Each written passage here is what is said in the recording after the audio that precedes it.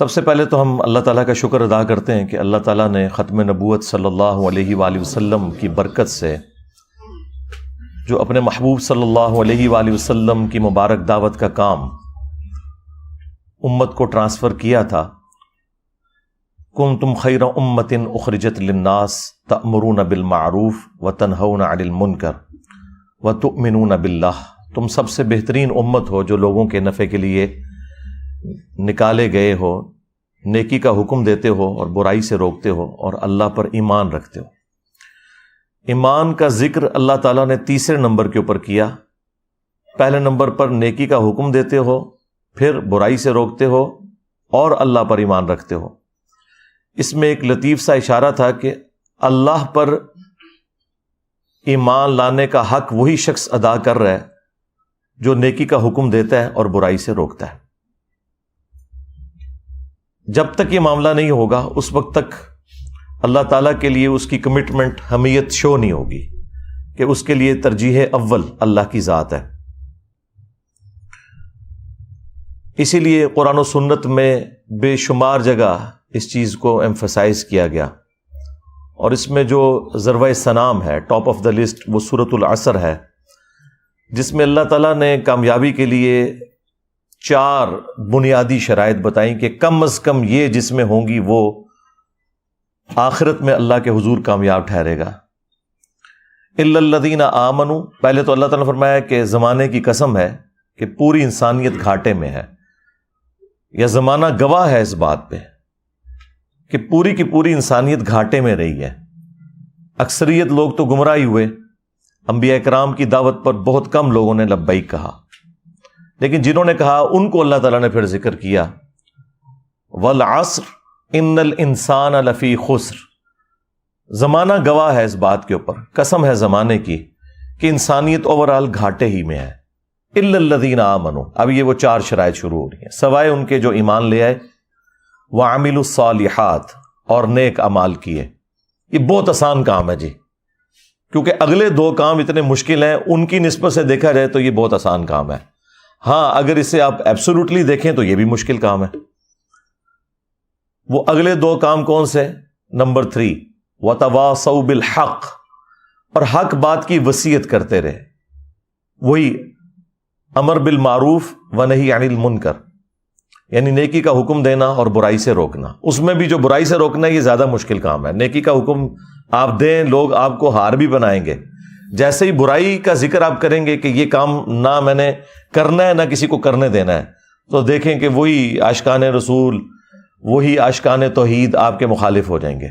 جس کی سب سے نمائندہ مثال رسول اللہ صلی اللہ علیہ وآلہ وسلم کی مبارک ذات ہے. یعنی ایک شخص 40 سال تک مکے کے لوگوں کی آنکھوں کا تارا ہے، اور ایک دعوت توحید بلند کرنے کے اوپر یہ حال ہو گیا ہے کہ ان کو اپنی جان بچا کر رات کے وقت ہجرت کرنی پڑی ہے اسی شہر سے جہاں ان سے بڑھ کر کوئی محبوب نہیں تھا. اور اس کی سب سے بڑی نشانی یہ تھی کہ لوگ آپ کو صادق اور امین کہتے تھے، اور اپنی امانتیں، اس زمانے میں بینک تو نہیں ہوتے تھے، تو سیکیورٹی کے لیے آپ کے پاس رکھواتے تھے کہ بھئی یہاں جمع کروا دی تو سمجھو محفوظ ہوگی، یہ شخص نہ کسی کو دغا دے گا، نہ کسی سے جھوٹ بولے گا، نہ کسی کے ساتھ فراڈ کرے گا. تو اگر رسول اللہ صلی اللہ علیہ وآلہ وسلم کا یہ سٹیٹس ہے تو باقی تو شاہی کوئی نہیں، پھر سیدھی سی بات ہے. اور چوتھی شرط بتائی، وتواصوا بالصبر، پھر صبر کی تلقین بھی ساتھ کرنی ہوگی. یعنی یہ آپ کو ساتھ بتانا ہوگا کہ حق گوئی کا اینڈ رزلٹ جو ہے وہ تکلیف ہے، اس کے بغیر تو اللہ تعالیٰ نے چھوڑنا نہیں ہے. اس لیے آپ دیکھیں کہ انبیاء کرام علیہ السلام کے اوپر اتنی تکلیف آتی ہیں. یہ جو آپ کو وائزین بتاتے ہیں نا کہ اللہ کے راستے پر چلنے کا الٹیمیٹ انجام یہ ہے کہ انسان کو کوئی سکھ نصیب ہو جاتا ہے دنیا میں، تو یہ بالکل آپ کو غلط بتاتے ہیں. ہاں یہ بات درست ہے کہ دنیا میں آئی ہوئی تکلیف برداشت کرنا آسان ہو جاتا ہے، اور یہی ہے فی الدنیا حسنہ. فی الدنیا حسنہ کا یہ مطلب نہیں ہے کہ آپ کو تکلیف نہیں آئے گی، ورنہ تو انبیاء کرام علیہ السلام کو کوئی تکلیف نہ آتی، ان کے اہل البیت علیہ السلام کو کوئی تکلیف نہ آتی، ان کے جانثار صحابہ کرام علیہم رضوان کو کوئی تکلیف نہ آتی، لیکن ان کی تکلیفیں جب ہم دیکھتے ہیں تو ہم تو ان کے مقابلے میں شاہی کوئی نہیں.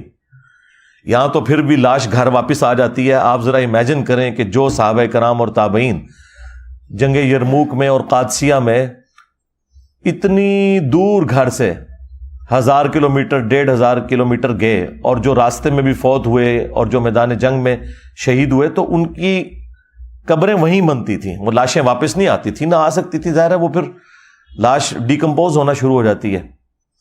آج کل تو ہمارے پاس چونکہ ہوائی جہاز کا سفر ہے، ڈی فریزر موجود ہیں، اور یہ سارے کے سارے سرد خانوں والا سلسلہ شروع ہے، تو اس لیے اس زمانے میں تو ایون امیر حمزہ آپ دیکھ لیں، وہ تو مدینہ شریف کے بالکل ساتھ غزوہ احد کا میدان ہے، ان کو مدینے میں نہیں لا کے دفن کیا گیا، وہیں احد کے میدان میں ان کی قبر بنی ہے. تو جہاں جہاں ہوتے تھے، جنگ یمامہ میں جو لوگ شہید ہوئے ہیں آپ دیکھیں، عمر سیریز میں انہوں نے فلمایا نہیں ہے، وہ جو صحابہ کرام 700 سے زیادہ تو حفاظ شہید ہوئے تھے، ان کی قبریں وہیں اسی میدان میں بنی ہیں. وہ جو جھوٹا کذاب تھا مسیلمہ کذاب، اس کے خلاف جو جنگ ہوئی، تو لاشیں گھر نہیں آیا کرتی تھیں. تو آپ اندازہ کریں، اس کا مطلب ہے کہ صحابہ کرام جب بھی گھروں سے نکلتے تھے تو وہ واقعی الوداعی ملاقات ہوتی تھی. وہ آپ والی نہیں جو آپ حج اور عمرے پہ جاتے ہیں. آپ تو ملاقات اس لیے کر کے جاتے ہیں نا کہ بتا کے جائیں کہ میں چلے آ جائیں، اور ساتھ یہ میسج دیتے ہیں کہ جب میں واپس آؤں گا تو پھر مبارک کے لیے میرے گھر آنا ہے، ادروائز میں پوری زندگی اپنے دل میں تیرے خلاف بغض چھپا کے رکھوں گا کہ تو آیا نہیں تھا مبارکباد دینے. لیکن ادھر تو بھائی معاملہ ہی کچھ اور تھا. تو یہ ختم نبوت صلی اللہ علیہ وآلہ وسلم کی برکت سے یہ جو کام شفٹ ہوا ہے، وتواصوا بالحق اور وتواصوا بالصبر، یا امر بالمعروف ونہی عن المنکر، یہ بہت مشکل کام ہے، یہ نبیوں والا کام ہے. لیکن اس کائنات کا سب سے بڑا انعام وہ ہے انبیاء کرام کا جنت میں پڑوس، جو انسان خود حاصل کر سکتا ہے محنت سے. اس سے بڑا بھی ایک انعام ہے، لیکن وہ انسان محنت سے حاصل نہیں کر سکتا. وہ یہ ہے کہ انسان کو اللہ تعالیٰ پیغمبر بنا دے. یہ وہبی ہے، یہ کسبی نہیں ہے، یعنی اللہ کے عطا کرنے پر ہے. اس کے علاوہ جتنے بھی مراتب ہیں وہ محنت سے حاصل ہو سکتے ہیں. آپ دیکھیں، اگر صحابہ اور اہل بیت رضی اللہ عنہم اجمعین وعلیہم السلام اجمعین کو یہ اللہ تعالیٰ نے خصوصیت دی ہے کہ انہوں نے نبی الاسلام کا قرب پایا اور وہ امت میں بہترین لوگ ٹھہرے، لیکن جنت میں انہیں بھی رسول اللہ کا پڑوس ملنا ہے، اور آپ بھی حاصل کر سکتے ہیں. جنت میں سٹیٹس برابر ہو گیا. ہاں مراتب وہاں فرق ہو سکتے ہیں، لیکن نبی الاسلام کے پڑوس میں اگر کسی کو آج جگہ مل جائے یا اس زمانے کے بندے کو، at the end of the day وہ برابر ہو گیا، کیونکہ نبیوں کا پڑوس تو مل گیا نا.